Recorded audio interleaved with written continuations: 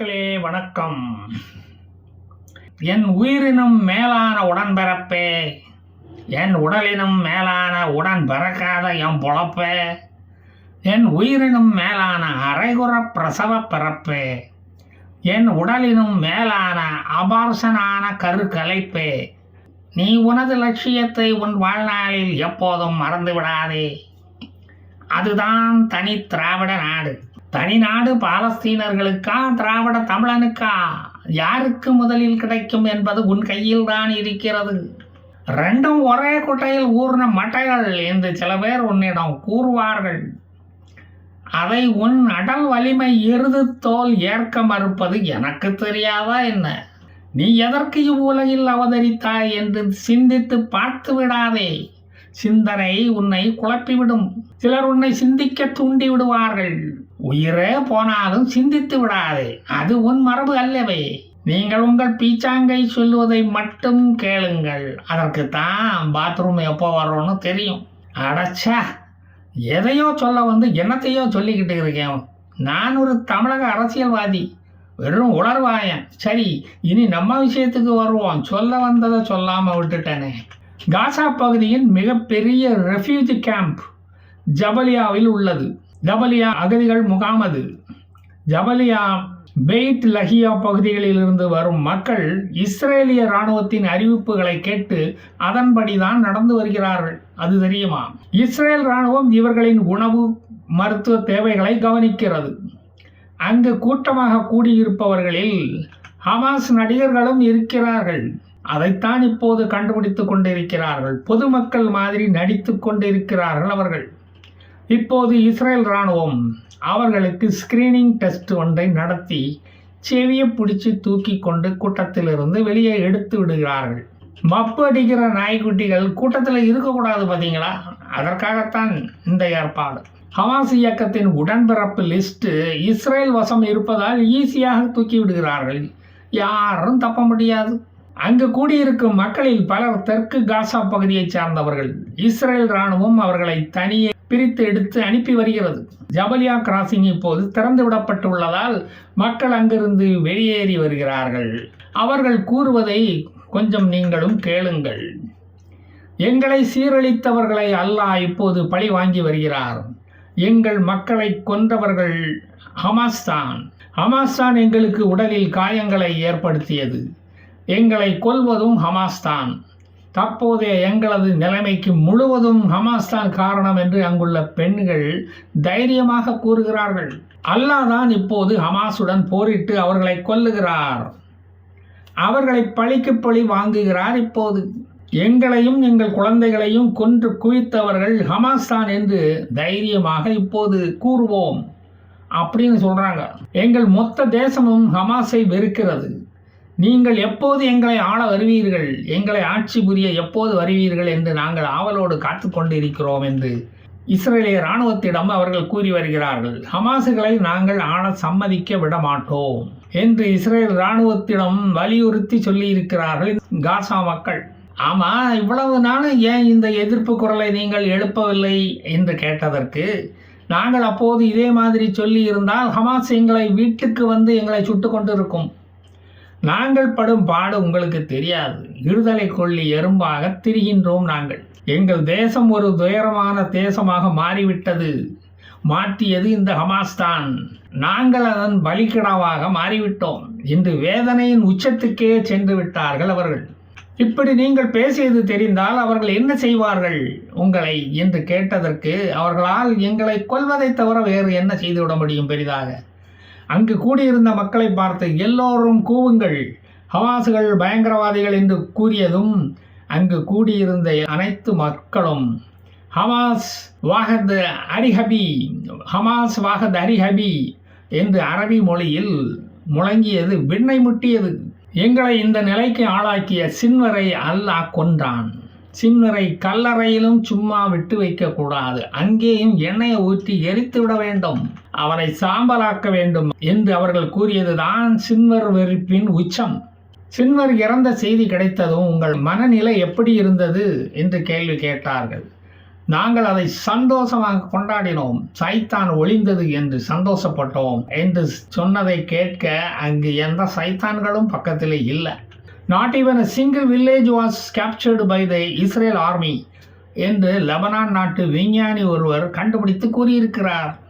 ஏண்டா, இஸ்ரேல் இராணுவம் நாடு பிடிக்க வாடா அவன் நாட்டுக்குள்ளே படையெடுத்து வந்தான்? அவன் உன் நாட்டை ஏன் இலவசமாக வந்து உழுது போட்டுக்கிட்டு இருக்கான்? அதை என்னைக்காவது நீ சிந்திச்சு பார்த்தியா? அதை இன்னுமாடா நீ கண்டுபிடிக்க முடியல? ஏன் ஆட்டுத்தாடிகளுக்கு வாழை அளந்து வச்சான் கடவுள்னு இப்போதான்டா தெரியுது. 45 நாளாக லெபனானை தாக்கிக்கிட்டு இருக்கும் இஸ்ரேல் இன்னும் ஒரு கிராமத்தை கூட பிடிக்கல என்று சொல்கிறியே, மூளை எங்களுக்கும் வேலை செய்யாது அப்படின்னு அடிக்கடி வெளியே காட்டுறதுல அப்படி என்ன உங்களுக்கு ஒரு சந்தோஷம்? இது சோக கட்டம்டா. இங்கே நீ அழணும். எப்போ தான் இதெல்லாம் தெரிஞ்சுக்க போகிறையோ தெரியல. அல் ஜபலியாவில் இருந்து வெளியேறும் காசா மக்கள் என்ன சொல்லுகிறார்கள் என்று கேட்போம். இஸ்ரேலிய இராணுவத்தை பார்த்து அவர்கள் சொல்கிறார்கள், we are with you, we are with you என்று அரபி மொழியில் சொல்லுகிறார்கள். காசா மக்களின் வாழ்வை அளித்த ஹமாஸ் ஒழிக்கப்பட வேண்டும் என்று அவர்கள் சொல்கிறார்கள். ஹமாஸ் டெரரிஸ்ட் கவர்மெண்ட் அழிய வேண்டும், இந்த உலகத்தில் இருந்து ஹமாஸை ஒழித்து கட்டுங்கள் என்று இஸ்ரேலிய இராணுவ வீரர்களை பார்த்து கதறுகிறார்கள், கையை பிடித்து கெஞ்சுகிறார்கள். தயவு செய்து அவர்களை முற்றிலுமாக துடைத்து எறியுங்கள், நாங்கள் உங்களுடன் இருக்கின்றோம் என்று கூவி கூவி சொல்லுகிறார்கள். இவ்வளவு நாள் ஹமாஸுக்கு பயந்து வாய் திறக்காமல் இருந்தார்கள். இப்போது ஹமாஸ் முற்றிலுமாக ஒழிந்து விட்டதால் இவர்களின் குரல் தைரியமாக வெளியே வருகிறது.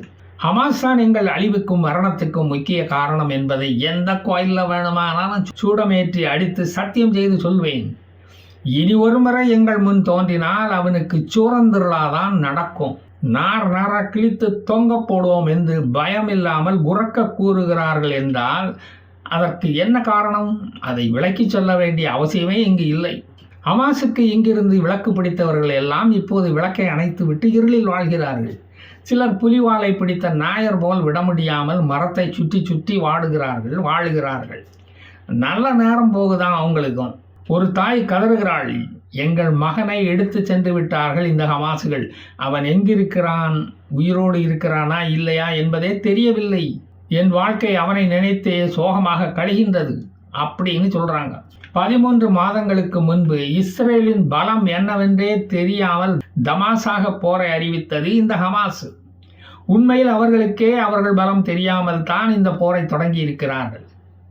அதான் இப்போ புட்டுக்கிட்டு போச்சு எல்லாம். அதனால் என்ன ஆச்சு? காசா என்ற நகரமே இருந்த தடயம் இல்லாமல் அழிந்து விட்டது. தன்னுடைய தோல்வியை ஒப்புக்கொண்டு உடனடியாக போரை நிறுத்தியிருந்தால் இத்தனை பேரழிவு வந்திருக்காது. வீம்புக்கு சண்டை போட்டா பல்லு உடையத்தானே செய்யும். அது இப்போது பாலஸ்தீனர்களின் இடுகாடாக மாறிவிட்டது, ஹமாஸின் சுடுகாடு. இப்போது இந்த உலகமே காசாவை பற்றி பேசுகிறது, அங்குள்ள அப்பாவி பாலஸ்தீனர்களை பற்றி கவலைப்படுகிறது. வேலைக்கு போனால் கூட இன்டர்வியூவில் காசாவை பற்றி கேள்வி கேட்குறான்னா பார்த்துக்கங்களேன். தீவிரவாதிகள் பாலஸ்தீன மக்களை கேடயமாக பிடித்து மக்களை சாக அடிக்கிறது. ஆனால் மீடியாக்கள், இந்த அரபி மீடியாக்கள் என்ன சொல்லுது? இஸ்ரேல் தான் பொதுமக்களை பிடித்து கொல்லுகிறது. தைரியம் இருந்தால் ஹமாஸின் மிலிட்டரி ட்ரெஸ்ஸை போட்டுக்கிட்டு வந்து இஸ்ரேலுடன் சண்டை போட வேண்டியது தானே. எதுக்கு சிவிலியன் ட்ரெஸ்ஸில் மாறுவேட போட்டி நடத்துகிற? ஊமையாக பயந்து போயிருந்த காசா மக்கள் இப்போ தைரியமாக பேச ஆரம்பித்து விட்டார்கள். மறுத்து பேச அங்கு ஹமாஸுகள் எவனும் இல்லை. நீங்கள் மீடியா மூலம் அறியும் செய்திகள் எல்லாம் ஜோடிக்கப்பட்டவை. கூலிக்கு செய்திகளை விற்பவர்கள் நடத்தும் சேனல்கள் அவை. அதுவும் தமிழ்நாடு சேனல்கள் மாதிரி தான். காசுக்கு விலை போகிறவர்கள் அங்கே வேலை பார்க்கிறார்கள்.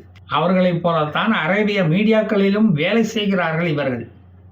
பல ஹமாஸுகள் மீடியாக்களில் நிருபர்களாக வேலை பார்க்கிறார்கள். அதனால் தானே பிரஸ்காரங்க நிறைய பேர் சாகுறாங்க குண்டு வீச்சில்.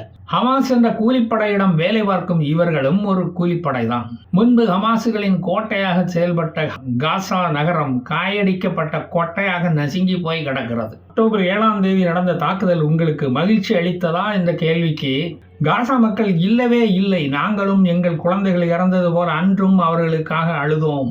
நாங்கள் சந்தோஷப்பட்டோம் என்று எவனாவது கூறினால் அவன் உலகமாக பொய்யனாக இருப்பான், இல்லை என்றால் ஹமாஸாக இருப்பான் அப்படின்னு சொல்கிறாங்க. ஹமாஸுகளை பற்றி இப்படி வெளிப்படையாக கருத்து கூற உங்களுக்கு எப்படி தைரியம் வந்தது என்ற கேள்விக்கு போரை தொடங்கிய போது இருந்த ஹமாஸுகள் யாரும் இப்போது இல்லை. பெருந்தலைவன் என்று பீத்தனவன் எல்லாம் ஒளிஞ்சே போய்விட்டான்.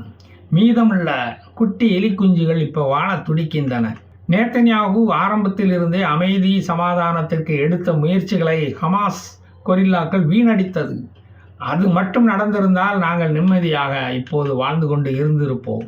ஹமாஸுகளுக்கு நிதி வருகிறது, அதை வைத்து மக்களுக்கு எந்த நன்மையும் அவர்கள் செய்ததில்லை. தவிச்ச வாய்க்கு ஒரு மடக்கு தண்ணீர் கூட தந்ததில்லை. கத்தாரில் இருந்து பணம் வருகிறது, அதனால் அவர்கள் சுகமாக வாழ்ந்தார்கள். ஆனால் இப்போது நிலைமை அப்படி இல்லை, கம்ப்ளீட்டாக மாறிடுச்சு. நாங்கள் தெரு நாய்கள் போல சாக விரும்பவில்லை, எங்கள் குடியிருப்புகளிலேயே கௌரவமாக சாக விரும்புகிறோம். காசா தெருக்களில் சாவதற்கான வாய்ப்புகள் நிறையவே இருக்கிறது என்று அவர்கள் கூறியது நெஞ்சை பிழிய வைத்தது. ஹமாஸ் தான் எங்கள் மேல் நக்பாவை நடத்தியது, இஸ்ரேல் மேல் அல்ல. அவர்களை தொடக்கூட இவர்களால் முடியாது. கடவுள் ஹமாஸ் மேல நக்பா நடத்துவதைத்தான் நாங்களும் ஆவலுடன் பார்க்க விரும்புகிறோம். நக்பா என்றால் பேரழிவு என்று அர்த்தம். ஹமாஸ் எங்களுக்கென்று வந்த உணவுப் பொருட்களையும் மருந்து பொருட்களையும் திருடிச் சென்றது. ஹமாஸ் அரசாங்கம் ஒரு கொலைகார அரசாங்கம், கொள்ளையடிக்கும் அரசாங்கம் என்று அவர்கள் கரித்து கொட்டுகிறார்கள். காசா மக்கள், உங்களை பாதுகாக்கத்தான் ஹமாஸ் இயக்கம் ஆரம்பிக்கப்பட்டது, நீங்கள் என்ன இப்படி சொல்கிறீர்களே என்று கேட்டால், அவர்கள்தான் எங்களையும் எங்கள் வாரிசுகளையும் அழித்தவர்கள். இனி ஹமாஸை நாங்கள் கண்டால் நாங்களே அவர்களை உயிருடன் புதைப்போம் என்று இவர்கள் கூறுவதை கேட்க ஹமாஸுகள் யாரும் அங்கு உயிருடன் இல்லை. ஹமாஸுகளை அழிக்கும் உங்கள் பணி தொடரட்டும் என்று இஸ்ரேலிய வீரர்களை வாழ்த்தி அனுப்புகிறார்கள். சிலர் இஸ்ரேலியர்களை முத்தமிட்டு வழி அனுப்பி வைக்கிறார்கள். இவர்கள் கூறுவதை ஹமாஸுகள் கேட்டால் கொலை நடுங்கியே செத்துடுவான். சொல்லுவது அத்தனை பேரும் காசா பெண்கள். காசாவில் முன்பு எத்தனையோ தாக்குதல்கள் நடந்துள்ளன. இது போன்றது ஒரு பேரழிவை காசா மக்கள் பார்த்ததில்லை. எங்களை தவறாக வழிநடத்தியவர்கள் செத்து மடியட்டும். நாங்கள் வீடுகளையும் குழந்தைகளையும் உறவினர்களையும் இழந்து வாழ காரணமான ஹமாஸுகள் இந்த உலகில் இனி இருக்கக்கூடாது என்று மனம் நொந்து அவர்கள் கூறுவதில் உள்ள நியாயம் நமக்கு புரிகிறது. உங்களுக்கு புரிகிறதா? அது பயங்கரவாதம் தோற்கடிக்கப்படும் போது நீங்கள் வருத்தப்பட்டால் நீங்கள் யார் என்று இந்த உலகம் புரிந்து கொள்ளும். இதை புரிந்தவன் பிஸ்தா, புரியாதவன் ஹமாஸ். நான் மீண்டும் வந்து மீதி கதைகளை சொல்வேன். ஜெய் ஹிந்த்.